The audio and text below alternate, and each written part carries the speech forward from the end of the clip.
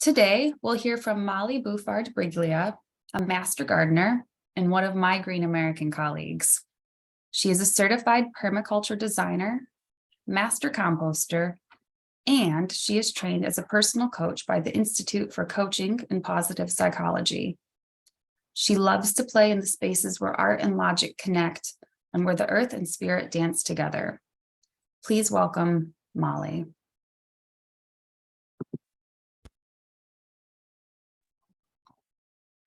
Hi, everybody. I'm so glad to be here. My name is Molly, and I am so honored to be gardening on the lands of the Nipmuc and the Mohican people in northwestern Connecticut. And so I'm just going to go ahead and share my screen and get started. Starting seeds is one of my favorite things to do. I can't help myself. Every year I start literally thousands of seedlings. And they take over my life. so hopefully I can inspire some of the same with you. All right. So my theory is that seed starting is for everybody, and one of the best parts about seed starting is how sustainable it is in so many different ways. So this PowerPoint attempts to give you almost everything you need to select, start, and plan your vegetable, herb, or flower garden from seed. And towards the end, if we have time, we can do some live workshopping together. Otherwise, I'll walk you through some of the exercises that I use every year for planning my garden. So I wanted to talk a little bit about what we're going to cover today. So we've got our introduction. I'm going to talk about why it's a great idea to start seeds in the winter, why it's a great idea to start your own seeds, some common roadblocks and misconceptions that people have about seed starting, the anatomy of a seed packet, so all the information that you can find on a seed packet, how you might choose which seeds you want to start, and my personal plug for the most important thing that I think is planning your seed starting calendar. Then, like I said, we've got some time to work through and time for questions, feedback, and then a reminder and a link to register your Climate Victory Garden. And I also want to point out that all the slides in the show are from my own gardens and gardening spaces through the years. And if you're a gardener, you know you take a million pictures. So I'm just so glad to have a space to share them. All right, well, Emma introduced me a little bit, and I am a master gardener through the Yukon Extension Program, certified permaculture designer, and I recently completed my master composter training. But, you know, as I reflect on that, I've got the training, but I wouldn't know if I would technically call myself a master. I think I've got a few more years to go. But it's definitely been fun, and every state has a master gardener program through the extension office. So if you're interested in that, I would encourage you to Google it, because it's a great program, and I've met a lot of wonderful people that way. So here's me at my annual pilgrimage to the seed store in Wethersfield, Connecticut. So seed starting can be very technical and logistical, and we're going to talk through a lot of rules and calendars, but it's also just really magical. And to me, there's nothing more exciting than the first time you see a little sprout pop up and watching it grow, and all of a sudden you've got this garden and you can't believe that it used to just be a little tiny seed. So I like to remember that. And one of my favorite books, no surprise, is The Secret Garden. And what I love about that book is how the children believe in magic, you know, and they see it everywhere around them, and they especially see it in the garden. And they say everything is made out of magic: leaves and trees, flowers and birds, badgers and foxes, and squirrels and people. So it must be all around us in this garden, in all the places. So while I do love organizing things and setting things up, really the real draw for me is just the magic of growing things from seed. And you really feel like you're in a partnership with nature, because of course, all we're doing is providing the space and the materials. The seed is what's doing the actual work itself. So why have a seed starting class in the fall? And I don't know if anybody recognizes what's on the screen here, but this is a wild milkweed pod getting ready to drop all of its seeds in the fall. So we're on track with nature by thinking about seed starting in the fall. So it's a great time to think about planting your garden, because for one thing, it's something fun to do in the winter. And I live in New England, so it's a long winter, and sometimes you just really need to remind yourself that spring will come again. And it gives you plenty of time to plan, order, organize, and start your seeds, because some plants need to be started as early as January or February. So thinking about it now gives you time to plan ahead. And also sometimes, I know this happened during COVID, but seeds sell out. And if there's something particular you wanted, you may have to wait a little while to get it. So it's always a good idea to plan ahead. And this is my cool seed box I found at an antique store, and I love the old timey seed packets that they've glued to the box here.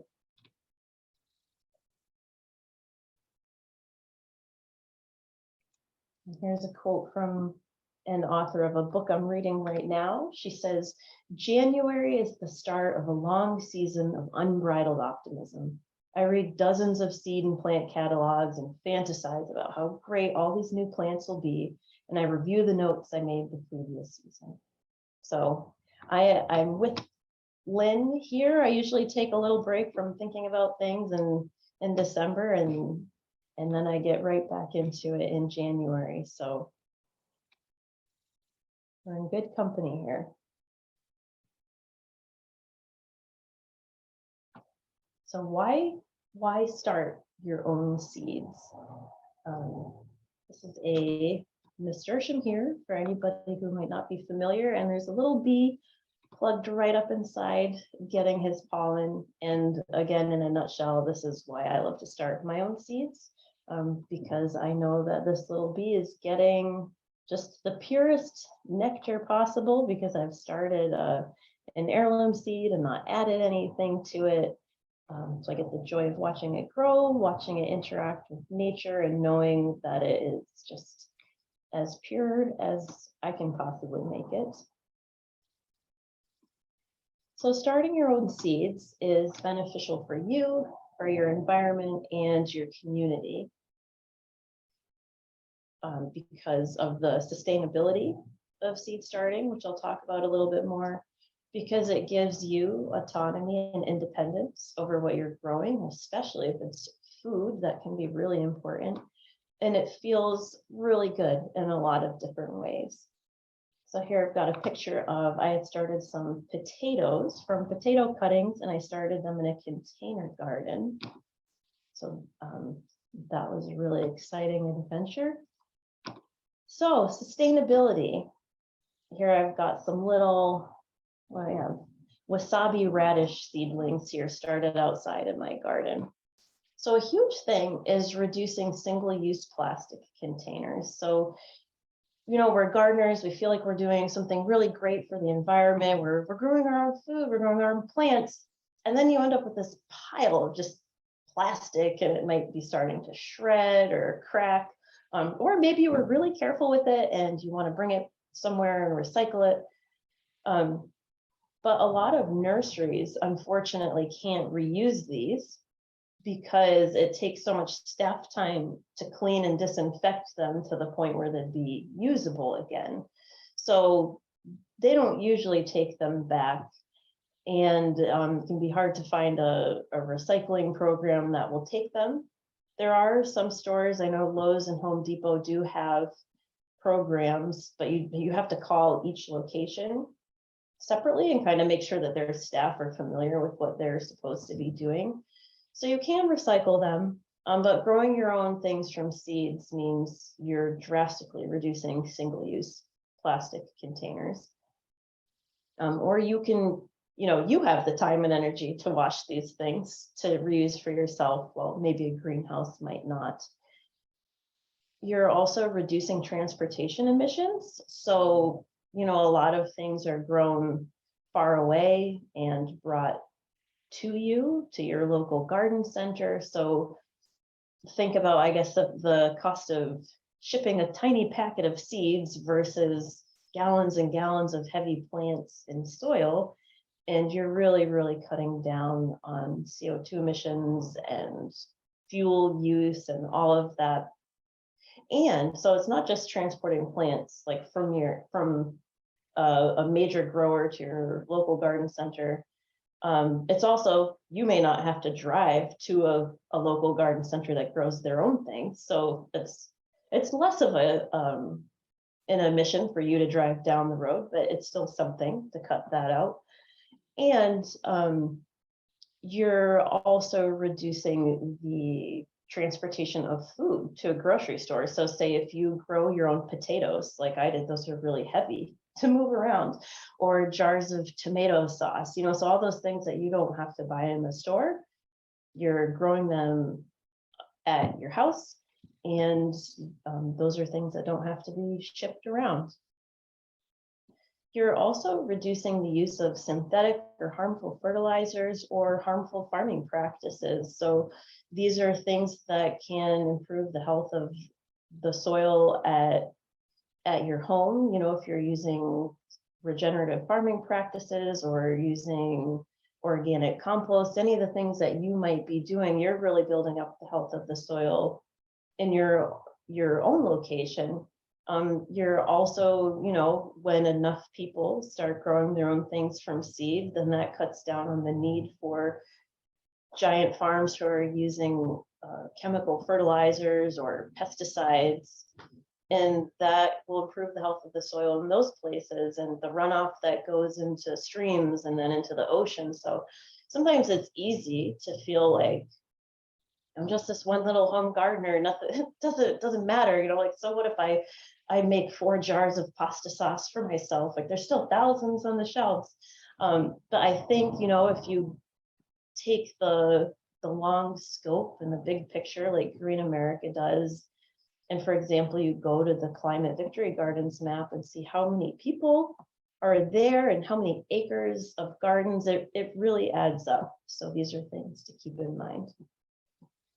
And then extra bonus for you personally, you will save a lot of money by starting things from seed. So it may take a little effort and you may invest a little upfront in terms of some equipment, but think about it. If you buy like a hanging basket of petunias in the early summer, those could be $30 for one of those, where you could buy a packet of seeds for $3 and grow 65 petunia plants and make 12 hanging baskets for $4. So think about things that way too, sustainable for you because you're not spending a lot of money, especially if like me, I moved to a new house a while ago. I've got 3 acres, so many opportunities for landscaping and gardens. And if I was to try to fill all of that with gallon plants I bought at the nursery, I would be out a lot of money. So those are just a few of the reasons why this is sustainable. And that means it's not using up all your resources. It's not using up all nature's resources. We're really keeping everything healthy and intact for future generations. These are just a couple of pictures I love to share. I love this purple flower here on the left is a snap pea flower. And to me, it looks like an inquisitive little bird looking at me. So this is actually one of my favorite pictures. And then this one with the bee, this is a calendula flower. And these can be used not only obviously to attract pollinators, but they're a medicinal plant and you can use them for skincare. But I love this little guy poking around. So another great reason to start your own seeds is autonomy and independence. So when you start your own seeds, you have a lot of choice. So there's some of the easier to see things, right? You can choose from a wider variety of options, colors, heights, varieties. So when you are limited to what's at the greenhouse, a lot of times it's the popular hybrid, or like they only come in 3 colors. You can't, you're just kind of limited to whatever they decide to grow and sell. You also have the ability to choose your options. So would you like to grow heirloom seeds, non-GMO seeds, organic seeds? You really have a lot of ownership over that and what you want to try. And so it's the ability to express your values really through your gardening. And you get to support local seed providers. So there are companies and groups and individuals who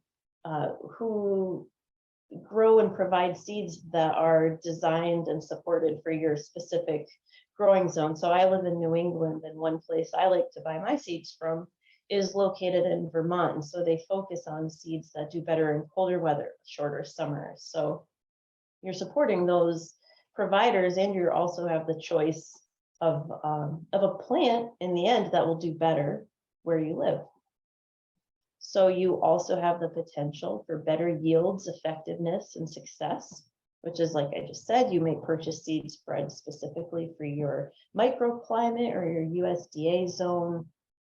You may be able to purchase a hybrid seed that, your local garden center doesn't account for. For example, I was growing heirloom squashes and cucumbers, and I got hit real bad with squash bugs a couple of years ago.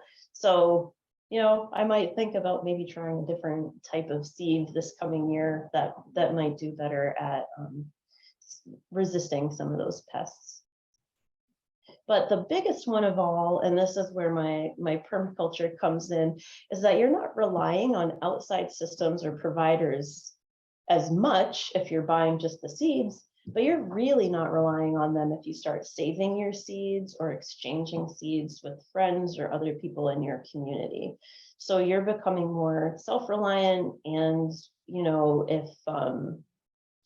if the garden center sells out because it's COVID and everybody feels like they need to start a garden, a lot of people were coming to me during the pandemic because I just had all of these seeds and places had sold out and people wanted to garden. So it really gives you a feeling of ownership, and especially again, if you're growing for food. So these are just a few more pictures. These are some massive sunflowers that I grew. See, I was pregnant last summer, so my belly was in proportion to the giant size of the sunflowers. And then here is a pansy, and it's a very dark purple, but it actually looks black, when you're out in the sunlight. And that's just an example of being able to find different types of seeds and grow different things than you might find in your garden center. I actually started these for a friend who was doing a black themed goth garden. So I specifically looked for black flower seeds. And then my favorite reason to start seeds is that it feels good. So this is me and my sister, as I was talking about during the pandemic. I had all these seedlings and seeds, and people were just coming to my house and taking things to experiment with. You can see she's also got a little bag of seed packets. So it builds community, if you're meeting up with people to exchange seeds or seedlings. It's a huge stress relief to just go and get away from the computer screen and just work with your hands and move slowly. It's a wonderful hobby. It could really take up a lot of time if you wanted to, or you could just start a few seeds. You're creating something really beautiful, or I should say you're helping to create something really beautiful. It can also help your self-confidence, as you watch things grow, you accomplish your goals that you set out to do, you're learning something new, you're taking care of something, you're taking care of a living thing, and you're providing it with a space to live and everything it needs to grow. It can be really quiet and meditative, and it's a chance to connect really, really immediately to nature, like very closely. It's a gentle physical exercise. You're moving around. It's a chance to try new foods. So you may find a really funky seed and want to try something different. And yeah, there's just so many seeds to try. I love all the options. It's endless. You could grow something new every single year. So these are just a few pictures of my family.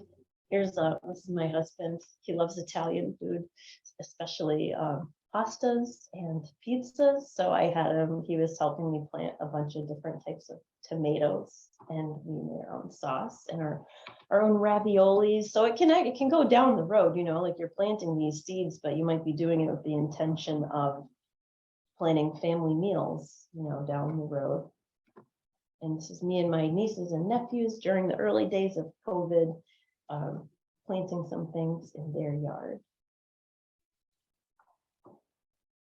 All right, so here we are at some common roadblocks and misconceptions. And so the reason I put this picture here, this is a hollyhock seedling under some grow lights, because one of the biggest misconceptions people have is that they need a lot of fancy equipment, or that if they don't have all the right equipment, it won't work. So we'll get to all of those. But I also thought these just looked like really, I don't know, it reminded me of like the Rockettes or something at Radio City Music Hall with these lights.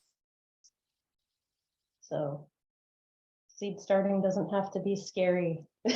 So you can see, I got this little greenhouse, and well, it's big. It's big when you put it inside. Put it outside, it seems really little. So, but you can see I just have this set up in my living room. Sometimes that's all you have, and thankfully seed starting is temporary, so it's not here all year long.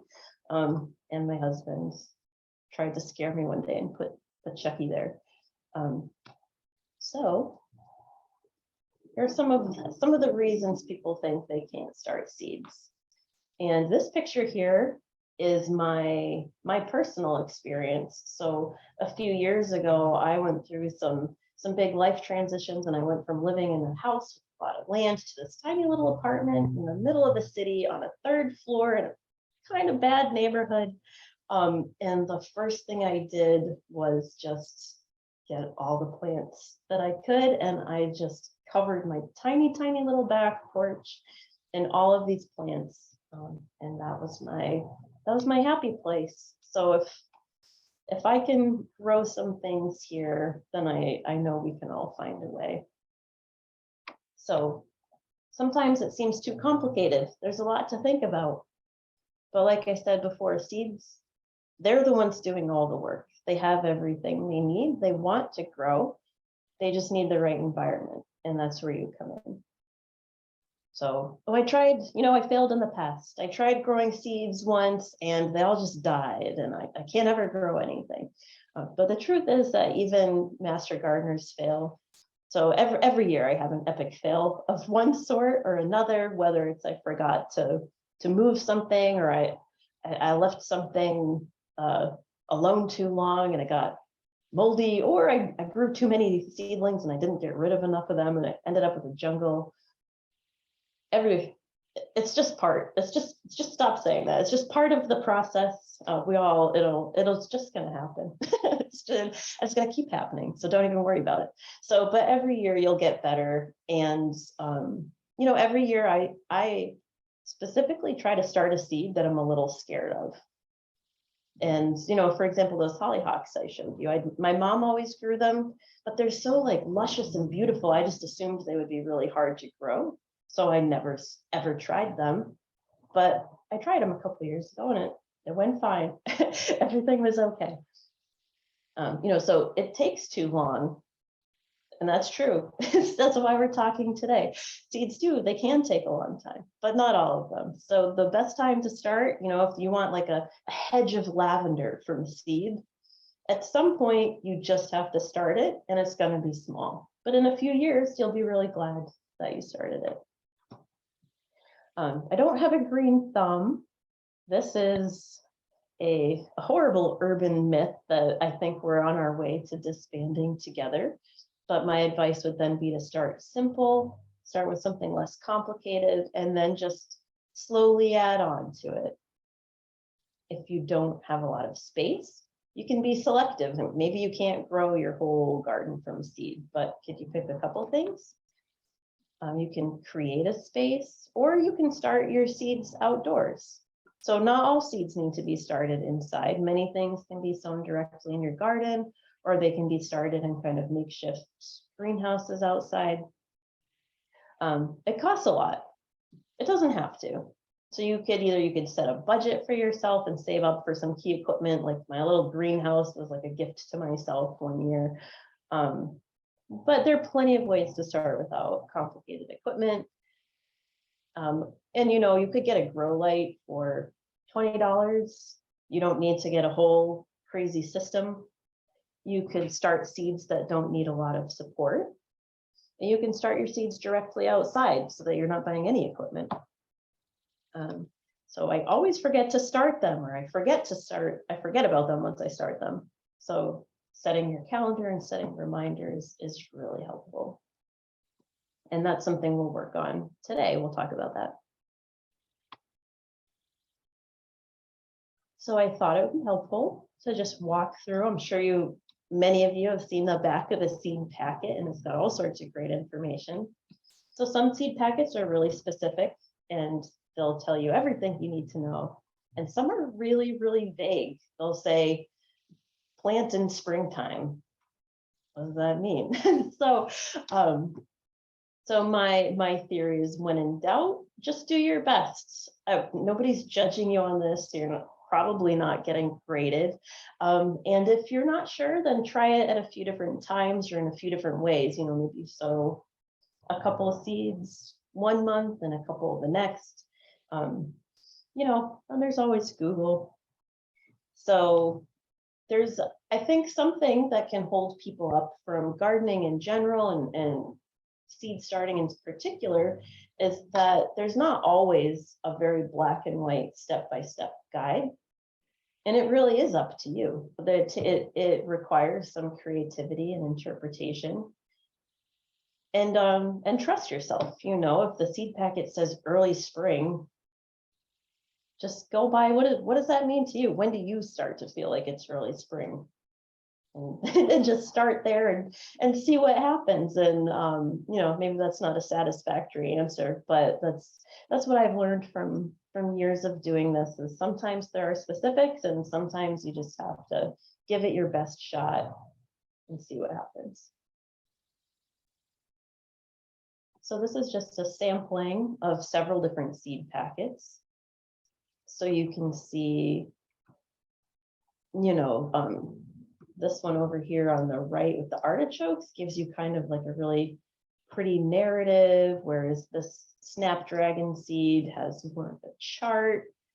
So they're all different, but they have a lot of the same information. So here's some of the stuff you can find on the back of a seed packet. And I've put in bold the ones that are particularly relevant to seed starting. So you'll see their Latin name. Is it an annual or a perennial?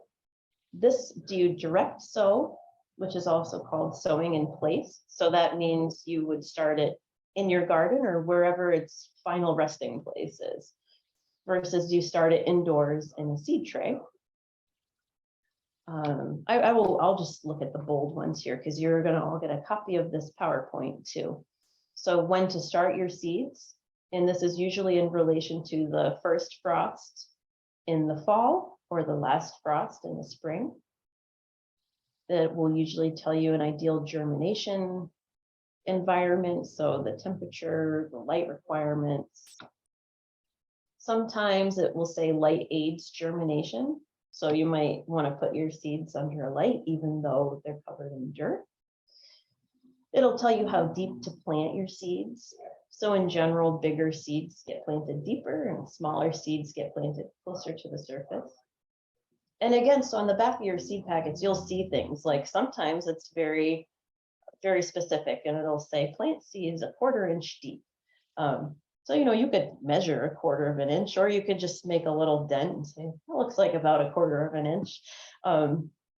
And seeds are a lot more forgiving than you think. So I wouldn't drive yourself nuts, measuring half an inch, quarter of an inch, they're a lot smarter than that. And as long as you're not burying tiny seeds in lots of dirt, they will 99% likely that they will bloom for you. And sometimes they tell you sow seeds on the surface. That's called surface sowing. So you literally just sprinkle the seeds across the surface and maybe you press them in a little bit. Again, it's whatever, however you read the packet, do that. There's nobody out there who has all the answers. So I have faith in you. And seed packet might tell you how far apart to space the seeds, when to transplant them outside, and whether you might soak or chill the seeds before planting. So some seeds that have especially hard shells benefit from soaking before you plant them because it helps them germinate faster, but they'll still germinate even if you don't soak them. So if that feels like a roadblock or a little too complicated, just put them right in the dirt and they will do fine. And the same goes for chilling the seeds before you plant them. I don't have a slide about this in here, but that's called cold stratification.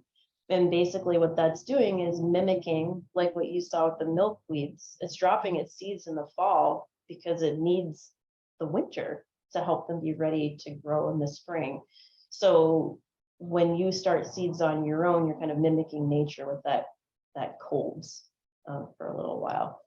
So again, you can do that, or you can try to start them just in the soil without chilling them. And I've had success both ways. So this is just an illustration of starting indoors versus direct sowing outside. Hardening off is just, when your seedlings are growing, you start taking them outside a little bit at a time, for a few hours a day, and bring them back in so they get used to the more intense light, the wind, cold, the temperature fluctuations. Something to consider, like frost resistance. So there's a lot of text here, so I'm just going to try to do a brief version of these. So thinning, separating, and up-potting your seedlings. So you're going to start a bunch of seeds, and they're all going to come up, and it's going to be beautiful, but you can't keep them all because you probably don't have space for them all. So you do have to thin them, and that's when you take out some of the extra growth. And I always feel bad about this, so I lovingly bring them out to the compost pile, but it's tempting to keep them all because you're proud of yourself, but you do need to thin them. So up potting is when you move a seedling to the next biggest pot. So if you keep a plant in too small of a pot, it'll restrict its growth, and that can have effects down the road. So you want to have a plan for, if you've got seedlings in a tiny tray, you might want to put them up into a slightly bigger pot and then put them outside. So if you hear people talking about up potting, that's what that is. So you want to select the healthiest looking seedlings to keep. And this is a tip I learned from a landscaper I worked with. So you want to handle them really carefully. So plants can grow new leaves and new roots, but likely not a new stem. So you either want to dig it up gently and handle from the roots, or loosen it and kind of tug gently from the leaves, but don't grab it by the stem because that could bruise or break the stem. Pinching is another scary thing, but it's good for the plants, I promise. So you're really proud of yourself. Your plants are like nice and tall, but you can see here in this picture, there's a set of leaves way at the bottom. There's long, skinny stem and then more leaves. So what that's called is being leggy. You may have heard that. And what this is going to do is, imagine when this plant gets bigger, it's going to have this tiny little thin stem and all this growth at the top is going to fall over. So what you need to do is take a pair of clean scissors and snip it towards the bottom ahead of this first set of leaves. And it's going to feel really sad at first and like a setback, but it's not. It's healthy for the plant, and it's going to help it develop more sturdy and bushier growth. Watering. So some general watering guidelines is keeping your seedlings moist but not soggy, and not letting them dry out. So bottom watering is great for seedlings because it helps them develop strong roots. They go down looking for the water, and then that helps the plant develop a really good root system. So whatever you're starting your seeds in, if you're going to put them in a tray, whether it's a plastic tray or a cookie sheet, doesn't matter. And then you just water into the holder, the sheet, instead of onto the dirt. And if you do have a lot of excess condensation or water and you need to dry it out, you can run a small fan, just like gently blowing over the seedlings. And this can also help if you've attracted any little flies because of the moisture. And it also has the added bonus of helping your plants develop sturdier stems. Light and heat. You don't need a fancy grow light setup. I slowly accumulated these things over years. Every year I'd buy another seed starting mat, another grow light. And I got these each for like 20 bucks at the hardware store. You don't have to buy anything super fancy. Same with the heat mats. They're about 15, 20 bucks. I buy a new one every year. You could also, you can germinate your seeds in a warm spot. If you don't have a grow mat or a place for it, just make sure it doesn't dry out. And keeping your seedlings close to the light is important so that they don't get leggy. So you don't want them to have to like reach for the light, like generally a couple inches over the tops of the growth is good. So here we're talking about choosing which seeds to start. It can feel really overwhelming. There's a lot to look at. So start with what you like. Like if you don't like tomatoes, then don't feel like you have to grow them. You know, like if you just want an herb garden, just grow that. What do you have time to take care of, both as a seed or as, you know, full grown plants? And then what does your space accommodate, both, you know, where you're going to be starting your seeds and where you're going to plant them. So the way that I like to get started is the first thing I always do is set my calendar. I clear out a space and I get everything together. So this is my big pitch. So you can have all the equipment that you need, but if you don't plan out when you're going to do it, you won't have the plants that you want blooming at the time that you want them. So I always start with the 12-month calendar. I have a little planner that I like to use. You'll want to know your USDA plant hardiness zone, so you'll know whether you can plant something, and that may affect when you plant it. And there's a link here. And I've also spelled it out later in the presentation. The key part is finding your last frost date in the spring and your first frost date in the fall, because some seeds you want to start in the fall. And the Old Farmer's Almanac has a page where you can look it up by zip code. You can use a tool like Clyde's Garden Planner or the back of the seed packets or the internet to find out how long before the first and last frost you want to start your seeds, and whether you start them indoors or outdoors. And then working backwards from the first or last frost dates, you mark in your calendar the time to plant your seeds. So quick note, it's important to start your seeds far enough in advance. For example, like everybody likes to buy pansies in the spring, like in April, and they're beautiful and they're flowering. So if you'd like your own pansies to be beautiful and flowering in April, you probably need to start them in February or even maybe January. And you can start them later. They just, you know, they may be blooming later. So you might have them blooming in May or June instead of April. So just something to consider. This is a really cool tool called Clyde's Garden Planner. And it's basically just got it's a vegetable one. And it's a little slider. And you just mark where your last spring frost is. And it tells you when to sow something indoors or plant it outside. Really handy.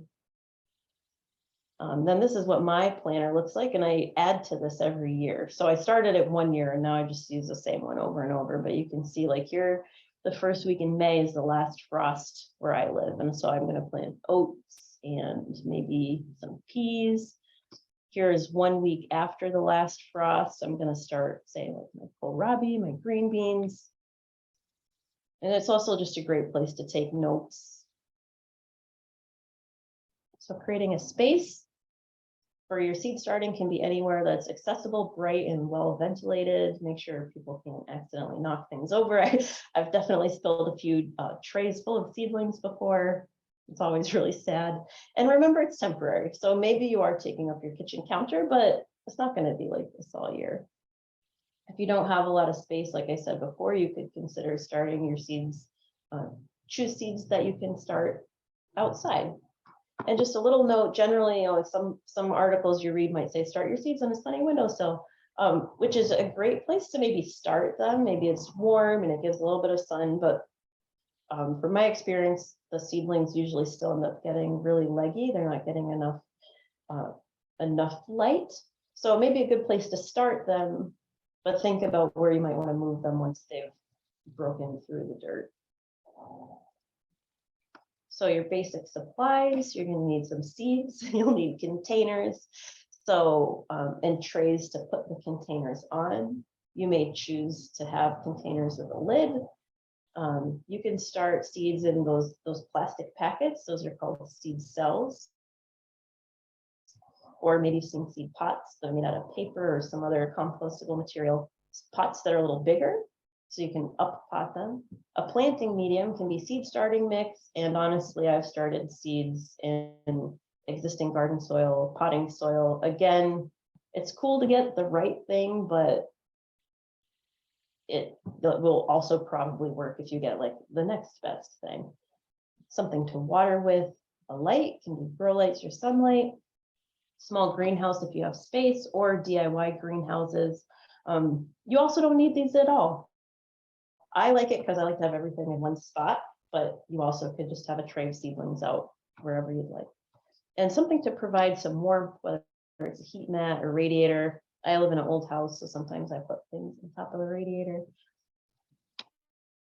So I've got a link here for a blog post of somebody who talked about a lot of different alternative containers. So you could use plastic milk jugs, old strawberry containers, old plastic salad containers, old yogurt cups. Things like eggshells and egg cartons are great, but my note is that they're very shallow. So you want to up pot sooner rather than later, because otherwise you'll have really shallow root systems. Arranging, labeling, and documenting. So a tip is to, in your seed trays, group like plants together. So if you've got a bunch of seeds like, pansies, and you're starting some lavender or something, and they like it to be colder, you might put all of those in one seed tray, and anything that likes warmer temperatures to germinate, put all those together. And always label your seeds. It's amazing how fast you can forget which is which. And I've done everything from using a spreadsheet to masking tape to mark which my seeds are, and use materials that won't bleed when they get wet. So this little picture here, I wrote in pen on paper. That was a disaster. So writing a ballpoint pen on wooden or bamboo seed markers, or in Sharpie on plastic. So just some hot tips from somebody who's messed up a lot. All right, so here's the part where I give you a little bit of an exercise to use what we've talked about and look at the following slides to think about how you might start your seeds. Molly, if I can just interrupt briefly. I wanted to let folks know, I know there's 10 minutes until 4, but Molly is able to stay on a little longer to answer your questions. If you can't stay on, again, we will send the recording and you can see the part you missed.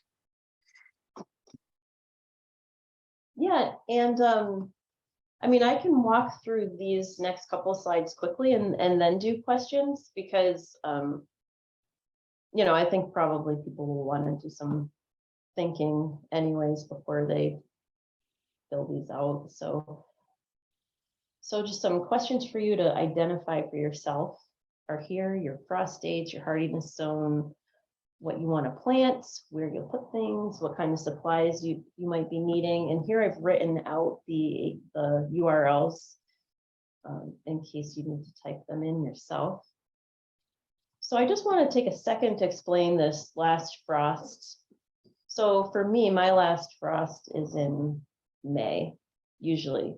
So the way I think about it is here, my last frost is in May, and I count backwards. So in my, this is not a formal official thing. This is how I do it. I say -1 week, -2 weeks, -3 weeks, minus all the way back till 12 weeks. And I'm starting things like heliotrope in January. And then after the last frost, I call it +1 week after, +2 weeks, +3 weeks. So that's just my way of thinking about it. So this is really helpful though to have on hand. If you can fill this out, then when you're looking at seed packets, you'll know exactly which week you need to be ready to plant these. And you're going to notice that sometime around, if you're in the northern hemisphere, in say like April, there's going to be a lot of things you can start planting. So it's just good to have a handle on that. Again, I won't read through all of this, but I just put here some common plants and seed starting times that people like to plant, just to give you a frame of reference. And this is just what it might look like in real life. So yeah, so I guess we can open it up for thoughts and questions, or if anybody has any brilliant things that they've learned along the way they want to share with the group. Should I stop my share, Emma, or keep No, it's okay. Thank you, Molly. That was so informative. And I loved seeing all the photos of your plants and whatnot. I have a number of questions for you. Karen L asks about the packed for such dates on the packets. How can one lengthen seed life? Is it a total waste to invest in trying to grow last year's seeds or even from 2 years ago? Oh, that's a great question. So the best way to keep them is cool, dry, dark place. So that's my first thing. And I've grown seeds that are as old as I think probably 3 or 4 years. So that's probably not ideal, but you could always give it a try. You know, if you've got some leftover seeds, I say go for it, give it a shot. I'd say definitely last year, unless it's like a really sensitive seed, or sometimes you'll see like packed for low germination.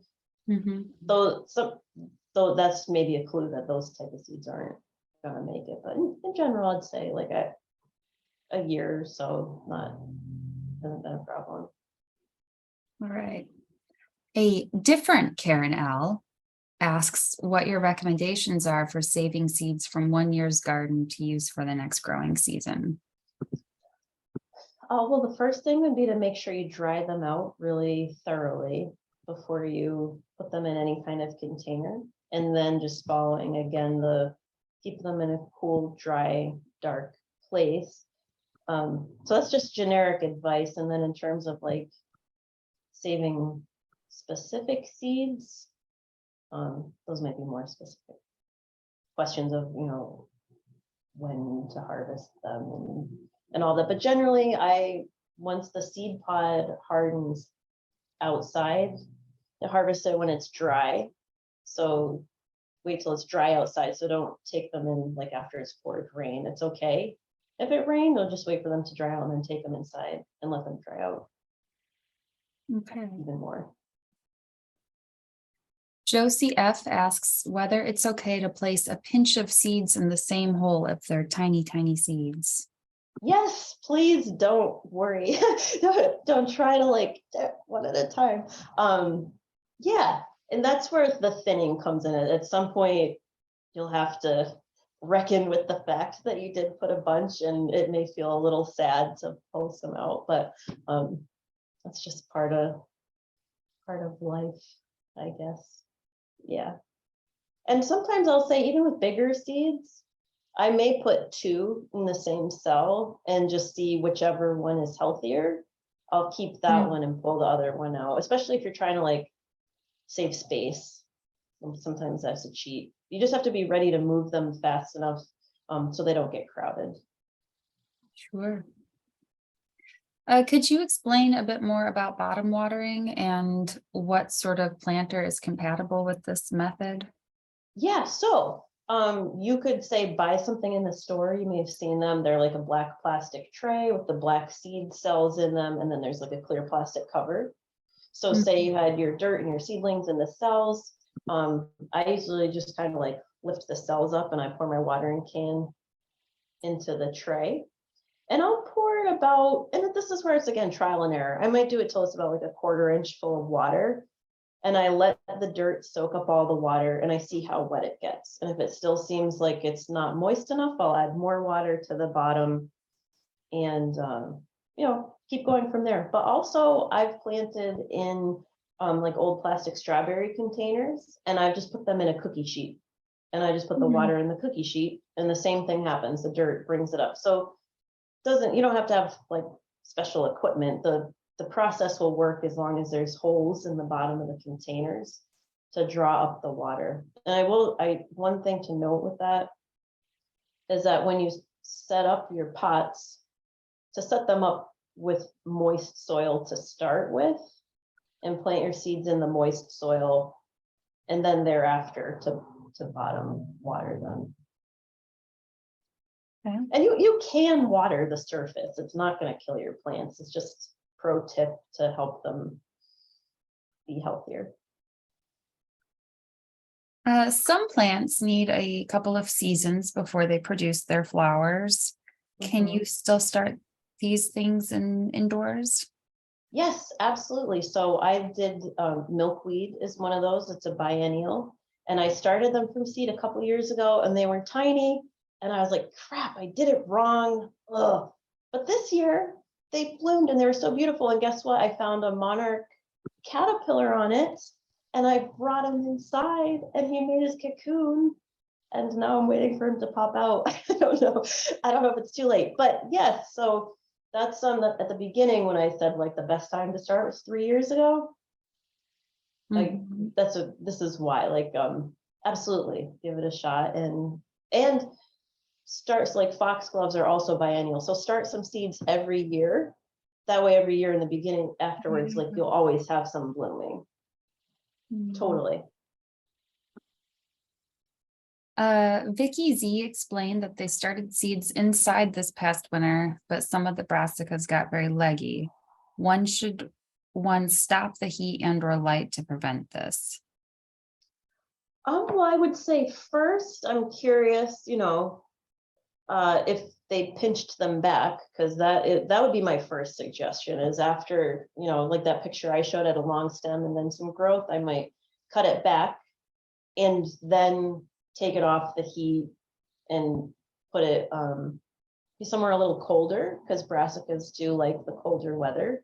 You probably could also move yours outside sooner. So I'm sure there's a Pinterest board somewhere with this, but I've seen people, for example, cut plastic milk jugs in half and they leave a little bit of plastic so it kind of hinges and they put their kale or broccoli or whatever in there and close it back up. And you can actually just stick that like right in the snow and they'll just grow in their little greenhouse until it's really ready to put them outside. So, but that's where coming down to experimenting, maybe try moving some of them outside and that way you've got some left if that experiment doesn't go the way you wanted. But yeah, definitely pinch them, take them off the heat if they're starting to like really, it's called bolting when they start to go really fast. So. Lisa B asks whether one can use a red light for growing. How do you know if the temperature is right? So two things, as far as the lights go, I've always used a full spectrum, whatever the box says mimics outdoor light the best. So I'm not a pro in terms of which lights. I would say check the box that it's designed for starting vegetable or flower seedlings. And usually they'll say that right on them. But back to my refrain of experimenting, if you have that light and you want to try putting some of your seedlings under it and see what happens, go for it. And then in terms of the temperature, the seed packets will tell you which is the ideal germination temperature. A lot of them are somewhere between 65 and 85, so you've got a good range there. And it's about the temperature of the room is going to be the temperature of the soil. And if you have a heat mat under them, it's usually about 10 degrees more than the room. And if you have a cover on your plants, that might also make it a little warmer. Usually the grow lights shouldn't add heat. They're not heat lamps. They're for the light, not the heat. So I would say don't put your plants under a heat lamp because you might burn them or burn your house. So yeah, just use regular light lamps and use a heat mat because those are they're designed for plants. They're water resistant. They don't get too hot. That's probably the safest and most reliable way to keep them warm. Okay. Or just in a warm room. Blake L wonders about starting trees and shrubs in winter in a greenhouse. That's a great question. I haven't done a ton of that. I have started some. I can't remember now the name of it, a Lindera benzoin tree from seedlings in a pot in my breezeway, and they did fine. So I would say maybe follow the same procedure, but they're probably going to be a lot slower. And I would imagine in general, probably colder temperatures and longer germination time, but that's, I haven't done that a lot. But again, if they come in a seed packet, usually it'll tell you the steps to follow.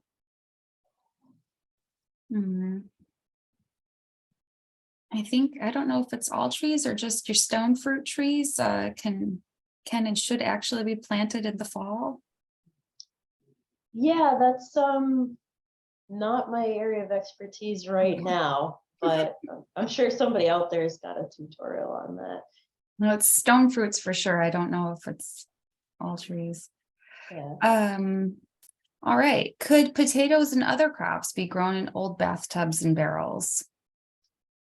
That's a good question. I would say just make sure, one, that it's not like a old tub with lead in it or something. Yeah. Make sure that it's a clean and healthy. Again, I'm not an expert, but maybe fiberglass or ceramic or something that's probably better than an old clawfoot tub. And then you want to make sure that you have holes in whatever you're planting in. So yeah, make sure that there's nothing in the material that's going to leach and that there's drainage. A good thing to plant potatoes in is actually in the picture I had, it's a fabric sack. So it's nice because it's lightweight, pack it up, it breathes, it drains, it's easy to move around. But yeah, you could repurpose all sorts of things. Okay. Lisa S wonders if you've ever tried outdoor winter sowing. I have tried really early spring sowing, and I didn't start anything in the winter. I started stuff in the real late fall, and actually one of my goals this year was to do cover crops, but I giving myself a pass because I just had a baby and it's hard to get outside. But yeah, absolutely. If I do know, like, again, something I was scared to try growing, and I tried for a few years and it did not work, was poppies. And I was like, these are supposed to be really easy to grow. How come I'm having trouble? And then somebody told me that they like to sow them on top of the snow, like one of the last snows of the season, sow them on top of the snow. And I did that, and lo and behold, this year I have all these poppies. So Nice. yeah, it feels counterintuitive, but some seeds like it for sure. All right, Molly, last question for today. Mark S asks, what are the pros and cons of using egg cartons as starter containers? Do you need to take seedlings out of the carton or plant the individual cells intact? Oh, that's a good question. So the pros would be that they're all set up and ready to go, nice little containers. The cons would be possibly if there's anything toxic in the container, like ink, so you'd want to make sure it's clean in that way. And then they are really shallow, so it could be really good to start a seed, and then because it's shallow, if you've got it on a heat mat or somewhere warm, the soil will stay really warm and the seeds will pop up really quick. I'd just say have another spot ready to put them, like as soon as they show their leaves, to move them. And then in terms of I would dig them out from the egg carton with like a little spoon, the little root ball, and transplant it. You could, I have done like those pots kind of similar to an egg carton, kind of cardboardy pots. And with those, I either tear the pot away and plant the whole ball of dirt and roots in the ground. But you could just cut the bottom off. Maybe you're worried about weeds or something. But generally you want to give plants the most room to spread out their roots as possible. All right. Well, thank you so much, Molly. Yeah. Thank you to our ASL interpreter, Audrey. I really appreciate you being here today. And thank you to all of you for joining us and those who stayed on past the hour to hear a few more answers. I will be sending up a follow-up email in the next couple of days that will include the recording and resources shared in the chat along with Molly's presentation. All Thanks, right. everybody. So glad to be here. Thank you, everyone. Take Bye. care.